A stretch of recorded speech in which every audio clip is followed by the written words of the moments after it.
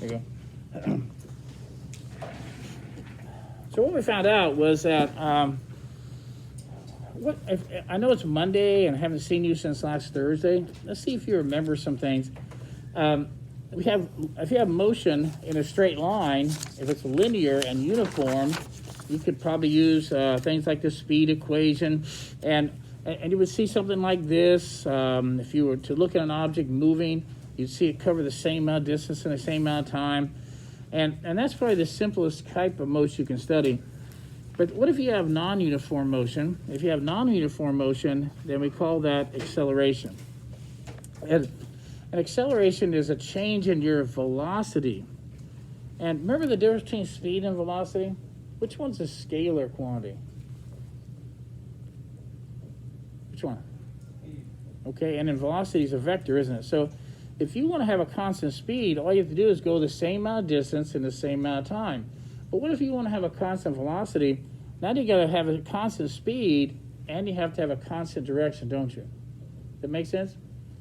Now, later, when we do Newton's second law, I've talked about it so many times already, I don't think it's new to you, but Newton's second law, if you'll take a look at it mathematically, and even though it's Monday morning, you said, wow, Monday morning, you want me to think mathematically, okay?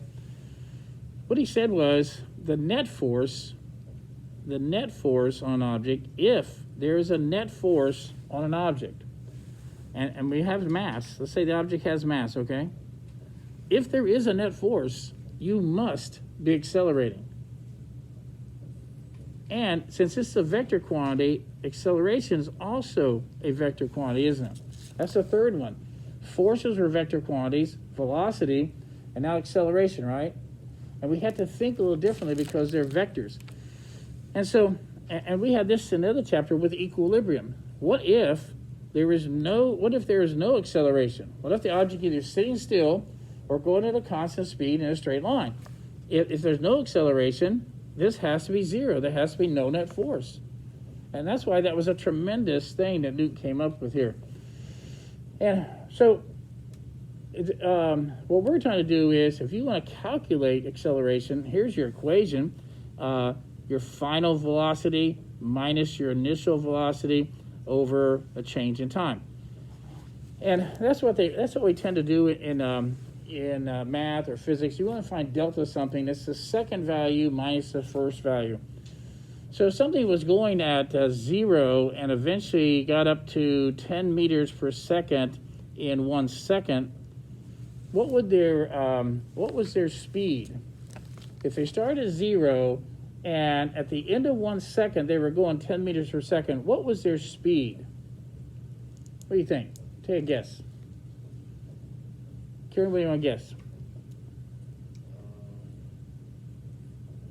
You said, well, are you kidding me? It looks like it should be 10.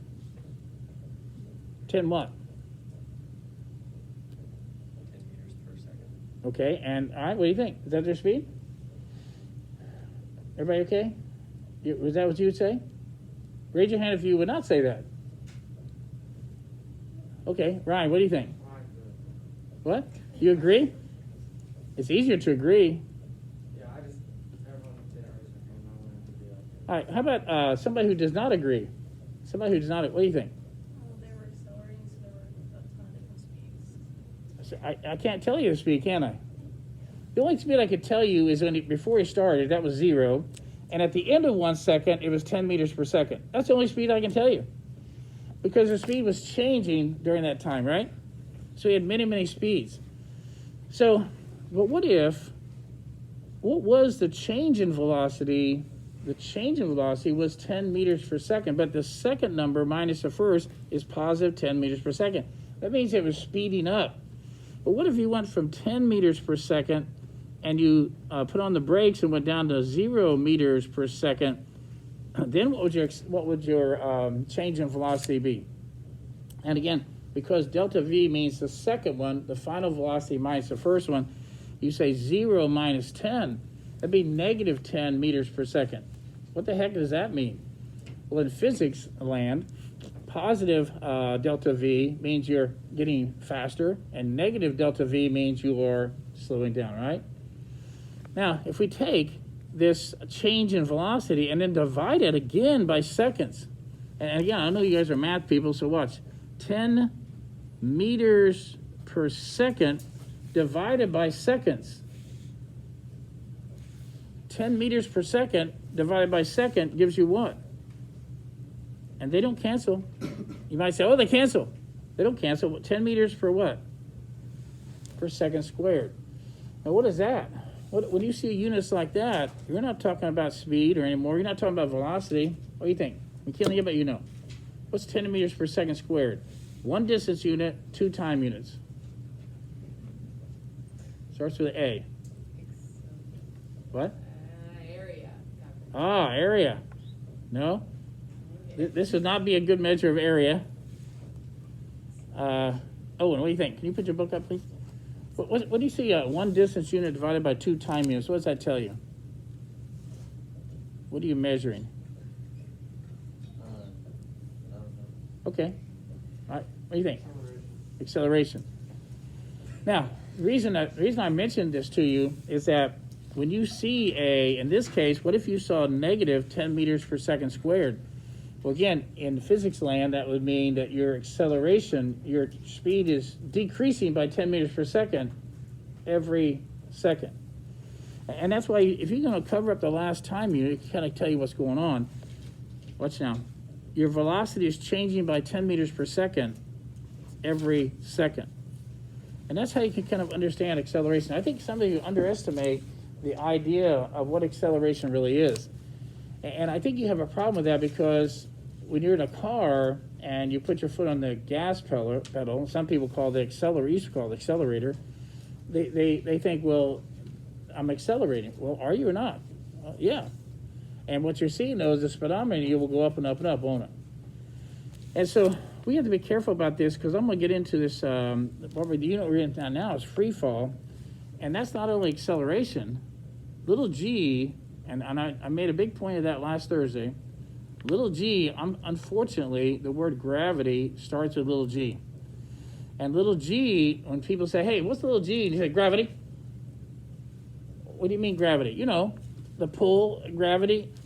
No, that's not little g at all, is it?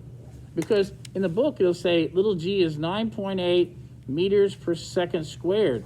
Does that sound like a pull unit to you? Because pulls are in newtons. It can't be a pull. So it's an acceleration, isn't it? And it's acceleration due to gravity. Gravity's effect on an object causes it to accelerate. And that's what little g is. And in a vacuum, that's what you saw a video on, in a vacuum, all objects are accelerated the same. And again, if we take Newton's second law and rearrange it, we find out that acceleration is equal to not the force on you, not just the force on you, but the force per mass. Is that right? So if we had a feather in a vacuum, we would have, how much does the earth pull on you? What's the force on the feather? It's really tiny. But how much mass are you trying to accelerate? A tiny mass. So what does that ratio come out to be in a vacuum? It comes out to be 9.8 meters per second squared. And again, let's try that again. Force is in newtons and mass is in kilograms. How in the heck does that come up to be that? Well, a newton is a kilogram meter per second squared. That is a newton. And then you want to have divide this by kilograms, and that's how you get meters per second squared as a unit. So anyway, let's take a look about the hammer. What about the hammer in the vacuum? The earth is pulling on the hammer with a lot, or the bowling ball. It's pulling on a lot. It's heavy. That's why it's heavy. And how much mass is trying to accelerate? A lot. Well, that ratio still comes out to be, see that? So little g says it's the acceleration due to gravity. Are you okay with that? And again, I know it's Monday morning. I'm going to try to get your brains going a little bit here. All right, let's take a look on page 53. I'll tell you what I'd like to do. If you have a piece of paper available just somewhere, I'd like to act like I just hired you and you're a cartoonist, I want you to help me to do some animation, and or I'm making a movie, and I want you to make it realistic. Don't you worry. But I don't want anybody to get hurt, and if it's animated, nobody's going to get hurt. But I'm going to ask you this question here: if you were to take an object at rest, if you took an object at rest and you just dropped it in a vacuum, and let's say you could see it, you can only see it once every second. So I see it, and then it goes dark, and then I see it. And then it goes dark, and then I see it. I'd like to see, what would your drawing look like of that? What would your drawing look like if an object was in free fall? All right, try that. Just draw a dot, and then say, where would you be a second later? And then where would you be a second later? And where would you be a second later? Let's try it. Did you say in a vacuum? Okay. And if I had like a steel ball and I did it in the air, and I could actually get a pretty close to that. I would not get that close if it was a feather. But I could get a pretty good drawing even in the air. And I know it's Monday morning, but it's interesting to me because I'm sure I couldn't have done this. As a matter of fact, before Galileo, they were sure what was going on because Aristotle had said what was happening. And what Aristotle said was happening, that was truth for a long, long, long time. All right. Everybody got it? So you have a dot, you have another dot, you have another dot. Everybody got it? Everybody have at least 3 dots, 4 dots? All right, let me ask you, let's ask somebody. Ella, how did you decide where to put the dots? So let's say you put the first dot right here. Let's say it's right here, okay? Okay, I'm all right. I don't really care where you put the first dot, but where'd you put the second one?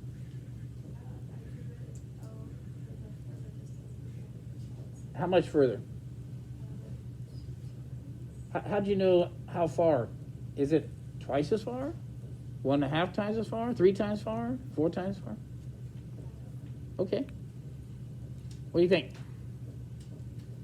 Becca, how did you decide if this was your distance that you let it fall in the first second, how did you know where to draw the next dot? How far, in comparison to that distance there, how far did you draw the next one? Is that about the same? A little bit further? Is there any measurement involved? You said, well, that's about, is that, what do you think? Okay, what do you think? Rollins, what do you think? Where'd you draw your third dot? I did double the. Like whatever that was, you doubled it? Okay, anybody okay on that? You know, until Galileo, that was true. It was true. Everybody knew that, let's say you dropped an object off a building and you were in the 5th floor, let's say you have 5th floor, and somebody in the 4th floor said, well, I saw that thing going by there, and somebody in the 3rd floor said, oh, it went faster than that. And so I think people knew it was going faster and faster. And Aristotle said, you know what makes sense? I think it doubles. I think the distance you travel in the first second will double, and then that distance will double, and that distance will double. And that was true for a long, long time. So if you did that, you did what most people thought made sense. Yes? I think it adds 10 meters per second every second. Adds 10 meters. Okay. So how did you draw yours then? Well, So let's say you drew the first 2 dots. How do you know where to draw the third one?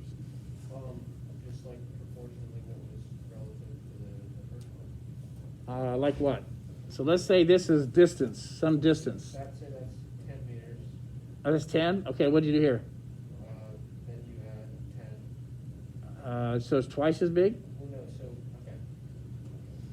Say the first one went 5 meters. 5? The second one would go 15 meters. Then the next one would go 25. The next one would go 35. Wow. How did you draw the dots for that? Yeah, let's see. I kind of guess. Okay. So what I'd like to do, number 1, yes. I did the same thing, but with lined paper, so it's better. With line paper, it actually helps, doesn't it? But let me tell you what I did. Galileo figured this out, and again, before Galileo, everybody said, you don't need to figure that out. We already know what it is. And so here's what happened. If you want to draw an object that's in free fall, okay, or if you want to have a movie and says, does that look real? Is it looking real? Then what you do is, whatever distance you travel here, whatever distance here, let's just call that D for distance, okay? Whatever distance you travel in the first time period, whether it's 1 second, 1/2 of a second, 1/10 of a second, 1/100 of a second, then what you want to do is take that distance and do 3 of them.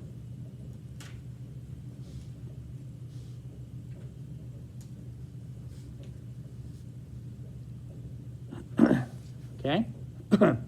And then you want to do 5 of them.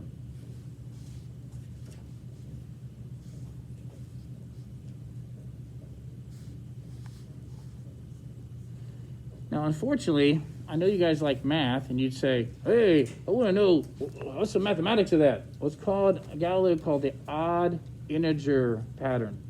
The odd integer pattern. And what happened is, whatever distance you travel here, you'll travel 3 of those, then 5 of those, and what do you think the next number is? 7 of those. So now, that's how you draw this. Yes? So if your first D is 5, when I say We're getting there. Okay. You're right. If the first distance, and it is 5, if the first distance is 5, this is going to be 15, or a total of 20. And this will be 25, or a total of 45. And that's what our story is today. Today, I want you to see, can you understand this pattern so well that you could recreate this drawing at home? And before you take the test on Thursday, tell yourself, I can recreate this without any help. You can't do it yet. You can't do it yet. So what I want to do here is I'm going to put a little bar here. And if you have line paper, of course, that's great. I'm going to call this time 0. This is time 0. And then here is 1 second later. And then this one will be a total of, at the end of 2 seconds. And this one will be at the end of 3 seconds. And we'll do one more. All right. So what we're going to do is let's talk about that, and then we'll talk about a thing called, let's talk about instantaneous velocity. Ooh, I remember that from last week.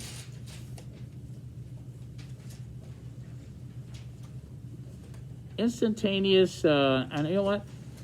I can use the word speed and velocity interchangeably as long as we don't worry about direction. Right now, everything's going down, isn't it right? So I'll call it instantaneous speed or instantaneous velocity. If you want to say velocity, you can. What's your instantaneous velocity at the beginning? 0 meters per second. Okay. All right. Ooh, what happened? Come back. Interesting. That's interesting. All right. So let's have somebody, and today, I know it's Monday, we're just taking, I don't really care if you make any mistakes. Not really mistakes, you're just trying to explore something. Let's see, who haven't called in yet? David. I will give you a hint. The Earth's gravity does something to objects in free fall. It gives them not just acceleration, constant acceleration. And even though it's 9.8 meters per second squared, we're going to use today 10 meters per second squared as little g. Okay, you got that? So, how fast will the object be moving at the end of 1 second? And in case you want to see this real easy thing here, they have on page 54, here it is. On page 54, they actually have an equation that says V equals GT. So instantaneous velocity can be figured by little g times time. Okay, so that's a V, by the way. I tried to make a fancy V. All right, you ready? So all you have to do is plug it in, And Dave, you ready to go? At the end of 1 second, how fast will the object be going? 10 meters per second. Say it again. 10 meters per second. 10 meters per second? No. How fast? 10 How- meters. 10 meters? No. How fast will it be going? And I'm doing this on purpose, sorry. How fast will it be going at the end of 1 second? 1 G. No? Here, plug it in. Ready? Little g is 10 meters per second squared times 1 second. What's 10 meters per second squared times 1 second? 10 meters per second.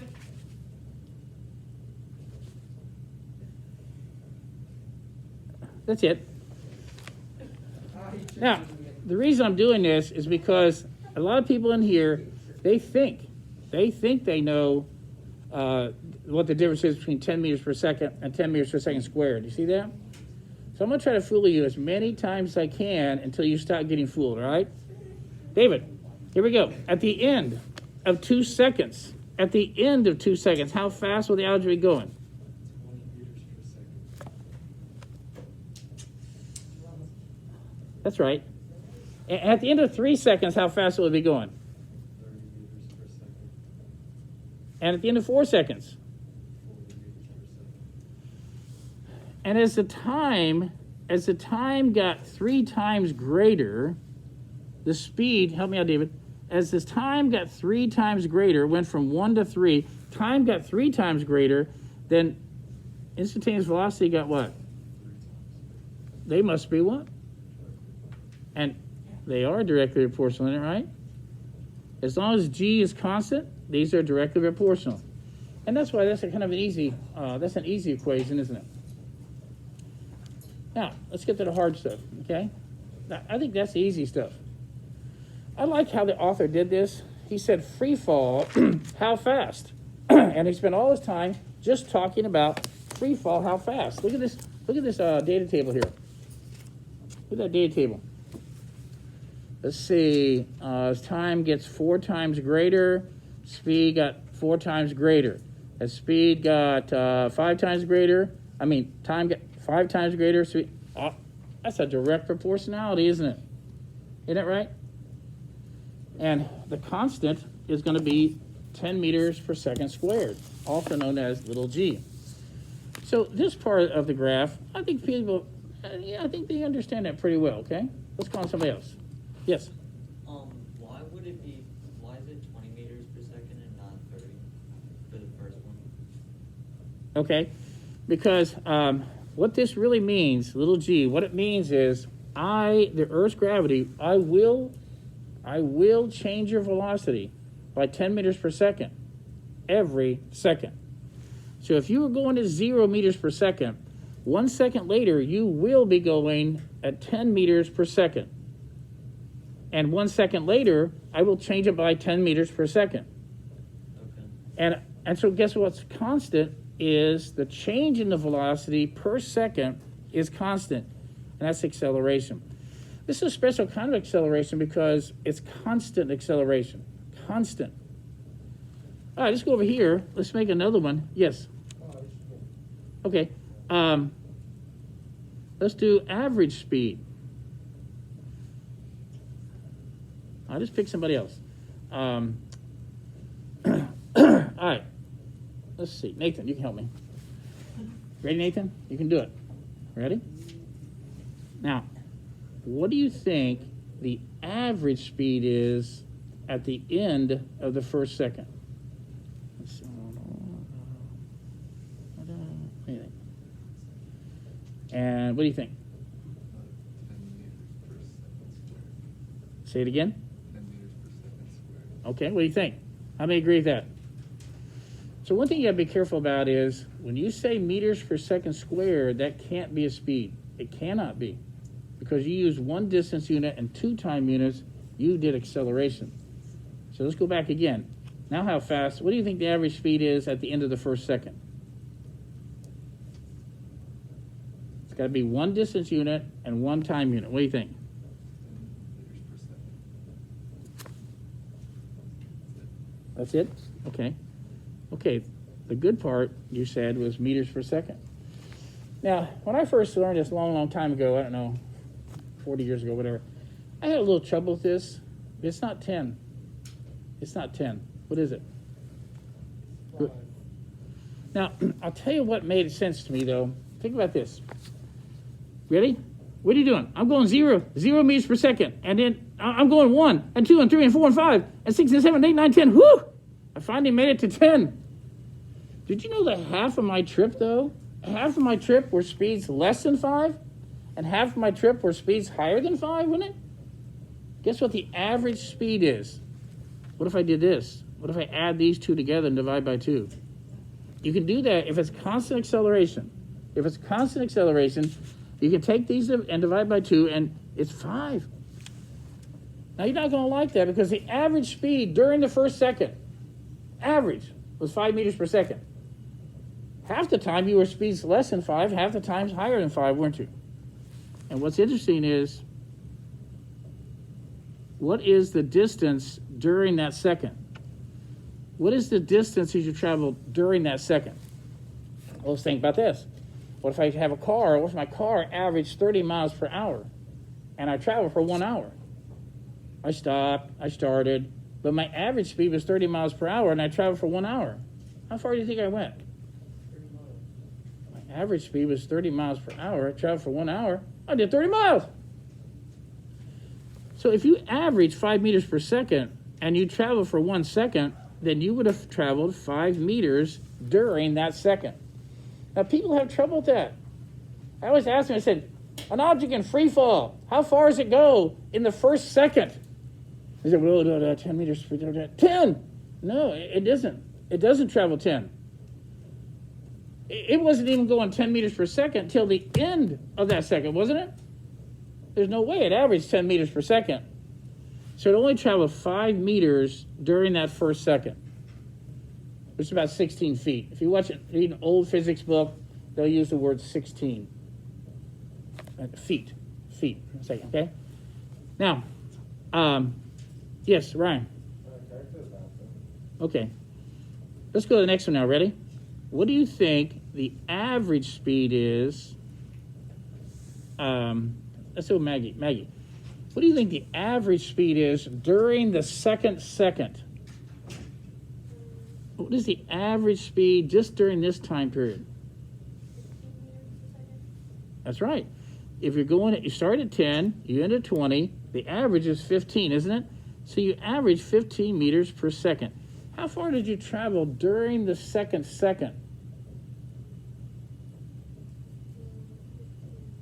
Yes. Everybody get that? Now here's a hard question. Ready? What's the total distance? It's 5 meters here. What's the total distance here? 20 meters. Okay, you did a good job. All right, let's pick somebody else.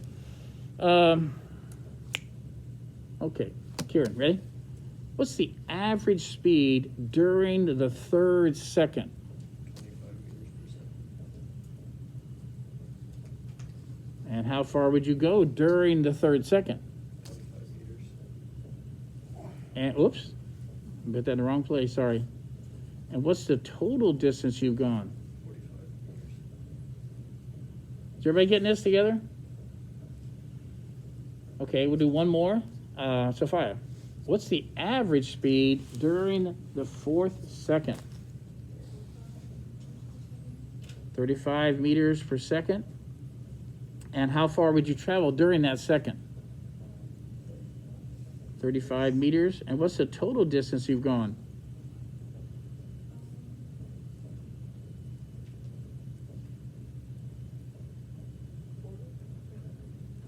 Did you say 80? Sorta? That's what she meant. She meant 80. All right, so now let's take a look at this. Ready?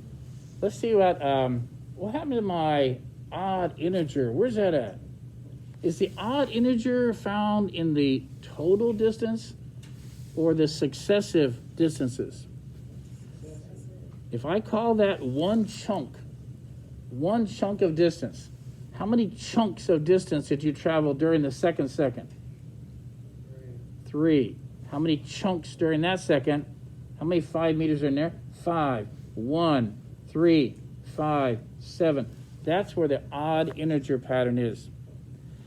Now Galileo figured all this out, and I'll tell you why. Why was he able to do this? And other people said, no, this, if I had you do this at home, you would have trouble. Now you actually have something that Galileo didn't have. You have a slow-mo. You have a slow-mo camera, don't you? If you were to put something in the background, like a meter stick, and you could take a picture of this, you could actually figure this out. But you know what? It was too fast. There's no way. They had no timing devices that were this fast. A lot of Galileo's experiments were with a water clock. We figured out this many drips or this many volume meant this many seconds. A water clock? Even though Galileo figured out the law of the pendulum later, and later it was built. After Galileo, people had pendulum clocks, and they could do a little more accurately, do timing devices. He didn't have that many good timing devices. One thing he did was, and I'll show you a little demonstration over here. If you want to see constant acceleration, you can do free fall. You can do free fall, but free fall is too fast. It's too fast to get an accurate reading. So what do you want to do? He figured out he could do another way of constant acceleration, and that's with ramps. If you have a straight ramp, and I roll a ball down it, what do you think is going to happen? Can you catch this for me? Okay, now watch it. Watch it for a minute.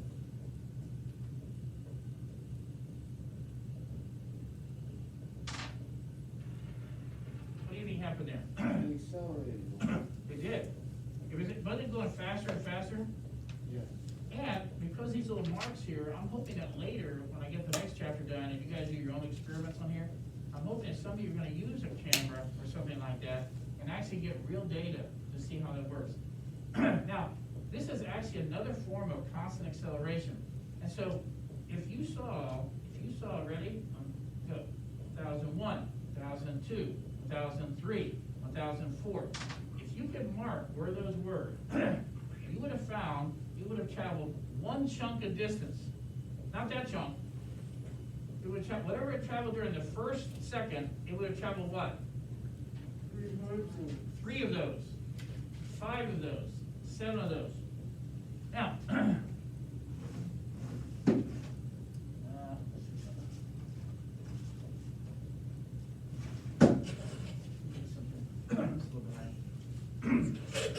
so let's go ahead and raise it a little bit. You ready? Now, do you think I'm going to get constant acceleration now? Yes. As long as it's a straight ramp, I'm going to get constant acceleration. Is this going to be little g? No. It's going to be a lot less than little g. So maybe the first one was only 1 meter per second squared. Maybe this is 2 or 3 meters per second squared. Ready? Oops, I'll try to get it ready.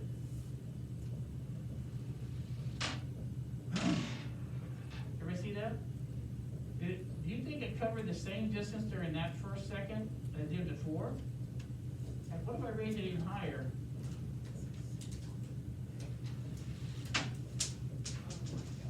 Oh. All right, so guess what? Straight spots? Yes. So what was Galileo able to do? He still was not able to do this. He was still not able to measure that.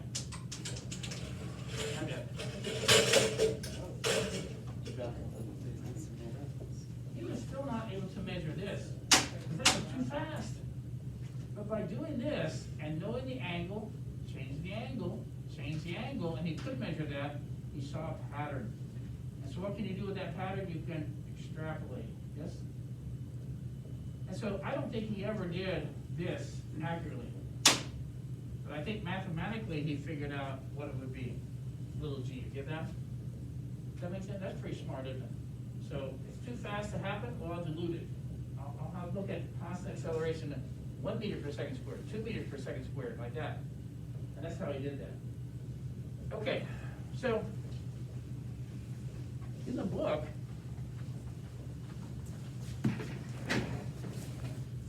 by the way, I need to tell you about this, because if you were to see another physics book besides this one, you'd say, hey, this one has, it doesn't say V equals GT, it says V equals AT. What does that mean? I saw this in another physics book, V equals AT. Well, that means that any object undergoing constant acceleration. Now, what if the acceleration is due to an engine? What if the acceleration is due to you pushing an object? If any object is undergoing constant acceleration, it's V equals AT. The instantaneous velocity can be calculated by taking the acceleration times the time starting from rest. You'll also see another book. It might say something like this.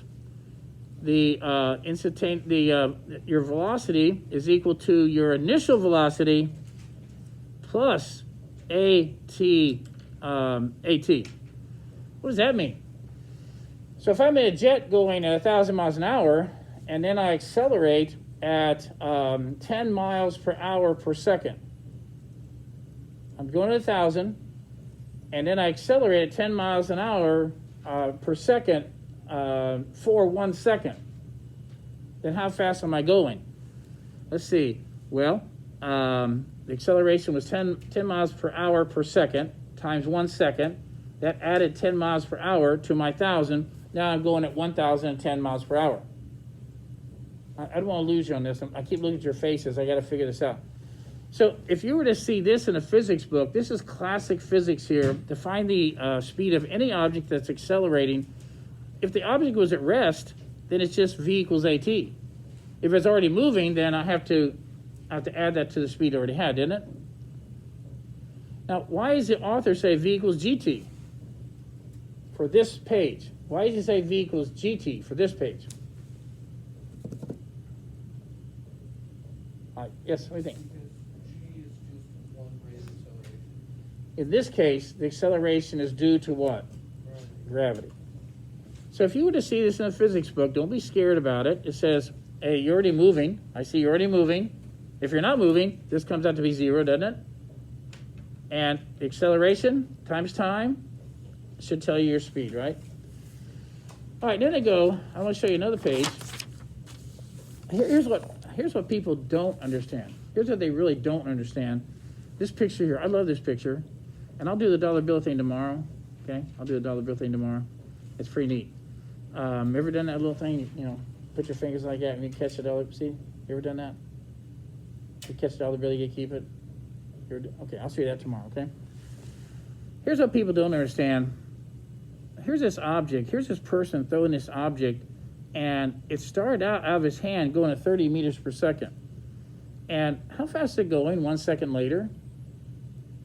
You say, well, the Earth's gravity is going to make it go faster by... No, it won't. It'll change your velocity by 10 meters per second every second. But what if you go away from the Earth? Whoa. Wait, we've been talking about coming toward the Earth, right? What if you go away from the Earth? And people say, I don't know. What happens? I guess little g is not constant. Oh, yes, it is.